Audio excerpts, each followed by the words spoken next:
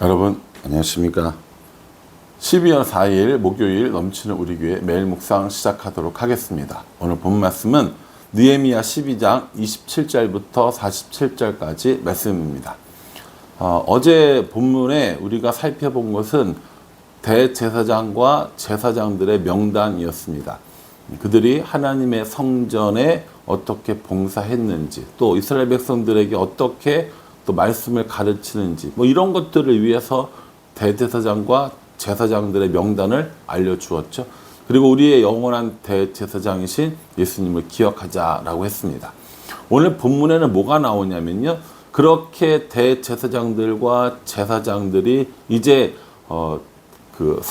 사역을 할 예루살렘의 성벽이 완공이 된 겁니다. 성전이 완공되었고 성벽이 완공되어서 이제 그에 따른 봉헌식을 하는 것을 볼 수 있습니다. 그리고 봉헌식의 의미가 뭐냐면요, 오늘날 우리들도 교회를 이제 건축을 하고 나면 입당식을 하고 헌당식을 하고 이런 거 한단 말이에요. 제가 전에 입당과 헌당에 대해서 한번 말씀드렸었는데, 입당이라는 것은 건축을 다 하고 들어가서 예배를 드리면 그게 입당식인 거고요. 헌당식은 관련되어져 있는 무슨 여러 가지 빚 같은 것도 있을 거 아닙니까? 대출 받고 했을 거니까 그것까지 다 끝나면 이제 헌당식을 이제 합니다. 우리나라에서는 그렇게 해요. 어쨌든 이 입당과 헌당의 의미는 오늘 여기 나오는 이제 봉헌식에서 찾아볼 수 있다라는 것이죠. 27절에 보면 예루살렘 성벽을 봉헌하게 되니 각 처에서 레위 사람들을 찾아 예루살렘으로 데려다가 감사하며 노래하며 재금을 치며 비파와 수금을 타며 즐거이 봉헌식을 행하려 하매, 이렇게 얘기합니다. 뭘 한다고요? 봉헌식을 하는 거예요. 하나님께 이 성벽을 드립니다 라고 하면서 성벽을 다 짓고 나서 예배를 드린다라고 생각하시면 될 것 같습니다. 이제 이 봉헌식은 사실은 이스라엘에서 여러 번 있었죠. 대표적으로 솔로몬 성전을 짓고 봉헌식이 있었고, 또 스룹바벨 성전을 짓고도 봉헌식을 했었습니다.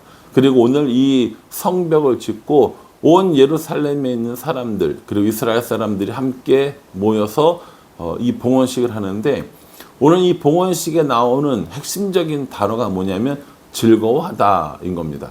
계속해서 내내 즐거워하다, 즐거워하다, 즐거워하다라는 말이 나와요. 성전을 다 지었어요. 대제사장과 제사장도 있어요. 성벽을 다 지어서 이제는 안전하게 정말 한 도시처럼 살아갈 수 있어요. 이 모든 것들이 즐거울 만한 일입니까? 아닙니까? 즐거울 만한 일이죠. 예루살렘 사람들에게 이건 정말 즐거울 만한 일이에요. 정말 황량한 벌판에 성전 하나 달랑 세워져 있고 사람들도 얼마 없었는데, 이제는 사람들도 들어와서 살게 됐고 지도자들도 있게 되고 성전에서 제사도 드리고 또 성벽도 완공되었으니까 너무너무 즐거운 일이죠. 근데 이 즐거운 일에 느헤미야와 이 지도자들이 어떻게 하냐면 하나님께 제사를 드립니다. 그리고 그 모든 것들이 하나님의 것임을 고백을 하는 것을 볼 수 있습니다. 저는 이게 이스라엘 사람들에게 매우 중요한 일이라고 생각을 하고, 이 본문을 묵상하는 우리들에게도 매우 중요한 일이라고 생각을 했습니다. 왜냐하면 이 성전을 짓고 예루살렘 사람들을 살게 하고 성벽을 짓는 일이 우리가 앞에서 쭉 살펴봤지만 간단했어요? 간단하지 않았어요? 간단하지 않았습니다. 대적의 위협도 있었고, 또 여러 가지 조롱도 있었고, 성전을 짓는 일에 방해도 있었고, 굉장히 많은 일들이 있었지만, 그럼에도 불구하고 이것들이 다 진행되어져서 오늘 이 즐거움을 누리는 걸 자신들의 능력이 아니라 하나님께 영광 돌리는 것들을 볼 수 있다라는 것. 그리고 하나님으로 인해서 기뻐하는 것들도 볼 수 있다라는 겁니다. 그래서 저는 우리들의 삶 가운데 우리들의 즐거움이 어떤 것들을 소유해서 혹은 어떤 것들을 이루어서 기쁜 것이 아니라 하나님께서 주시는 기쁨으로 우리가 기뻐하는 삶을 살았으면 좋겠다라는 묵상을 한번 해보았습니다. 요즘 여러분들은 무엇 때문에 즐거우십니까? 여러분들의 즐거움이 다른 것들에 있거나 세상적인 것들에 있거나 자신에게 있거나 이렇게 하는 것이 아니라 우리의 즐거움이 하나님에게 있고 하나님이 베풀어 주신 은혜에 있고 하나님께서 베풀어 주신 사랑에 있다면 이 즐거움이 진짜 즐거움이 아닐까라는 생각을 해보게 됩니다. 이렇게 사람들이 봉헌식을 하면서 그 성벽에도 쭉 올라가 보고 여러 가지 것들을 합니다. 그런데요, 30절에 보면 제사장들과 레위 사람들이 몸을 정결하게 하고 또 백성과 성문과 성벽을 정결하게 하니라 이렇게 얘기합니다. 성벽에 오르고 내리고 뭐 봉헌식을 하고 이 모든 일을 하는 데 있어서 먼저 행하는 것이 뭐냐면 사람들, 그러니까 제사장과 레위 사람들을 정결하게 하고 또 백성도 성문도 성벽도 정결하게 했다라는 것이죠. 그러니까 하나님 앞에 나아가기 위해서 먼저 필요한 게 뭐라는 거예요? 정결이라는 겁니다. 우리는 우리 스스로를 정결하게 할 수 있습니까? 아니요. 우리는 우리 스스로를 정결하게 할 수 없습니다. 우리를 정결하게 할 수 있는 것 오직 예수님으로만 가능합니다. 예수님의 보혈, 예수님의 십자가, 예수님의 이 구원으로 인하여서 우리가 정결해진 거죠. 아마 이 스룹바벨과 이 제사장들과 백성들은 어떤 의식을 치렀을 것입니다. 뭐 소를 잡았던지 양을 잡았던지 자신들만의 정결 의식을 행하고 그리고 성벽도 성문도 정결하게 해서 하나님께 드리는 의미의 의식을 가졌겠죠. 오늘날 우리들도 마찬가지입니다. 우리가 정결해지기 위해서 제물을 드리거나 뭐 어떤 것들을 하는 것이 아니라 우리의 정결은 오직 예수님을 통해서만 가능하다라는 것이죠. 예수님께서 이 일을 위하여 십자가를 지었고 예수님께서 이 일을 위하여 희생제물이 되셨단 말이에요. 그러니까 예수님께서 희생하심으로 말미암아 우리가 구원받고 정결하게 되어서 하나님 앞에 나아갈 수 있게 되었다라는 거죠. 그래서 이스라엘 사람들이 어떻게 합니까? 제사장도 레위 사람도 백성들도 성벽도 성문도 다 정결하게 하고 하나님께 드리는 것을 볼 수 있습니다. 그 많은 사람들이 이제 기뻐하면서 이 성벽에 올라가서 축하도 하고 찬양도 하고 여러 가지를 쭉 합니다. 어떻게 했느냐? 43절에 보면 이날에 무리가 큰 제사를 드리고 심히 즐거워하였으니 이는 하나님이 크게 즐거워하게 하셨습니다. 부녀와 어린아이도 즐거워하였으므로 예루살렘이 즐거워하는 소리가 멀리 들렸느니라 이렇게 얘기합니다.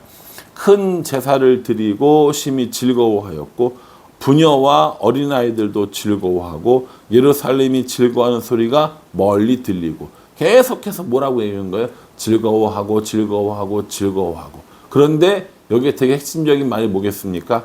하나님이 크게 즐거워하게 하셨음이니라 이렇게 얘기합니다. 하나님이 즐거워하게 하셨어요. 사람으로 그 즐거움을 얻어낸 것이 아니라 나의 능력과 나의 이 고생으로 이 즐거움을 얻어낸 것이 아니라 하나님께서 우리를 즐겁게 하시도록 해주셨다라는 겁니다. 우리가 지금 12월이에요. 연말이란 말입니다. 연말이 되면 한 해 동안의 일들을 정리하고 또 내년도를 어떻게 할지 계획을 하고 하는 이런 시간들을 아마 모두 다 가질 겁니다. 올 한 해를 돌이켜 볼 때 우리는 어떻게 지냈는가?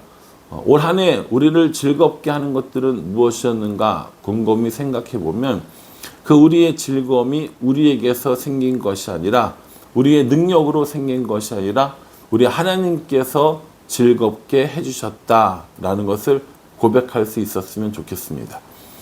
그냥 겉으로 하나님이 하셨어요 이게 아니라 진짜 하나님께서 은혜를 주셔서 진짜 하나님께서 우리에게 사랑을 베풀어 주셔서 하나님으로 말미암아 즐거운 일, 하나님으로 말미암아 감사한 일, 이런 일들이 생기는 우리들의 삶이면 얼마나 좋겠는가라는 생각을 해봅니다. 여러분들 어떠세요? 여러분들도 하나님 때문에 즐거운 일이 많으셨습니까?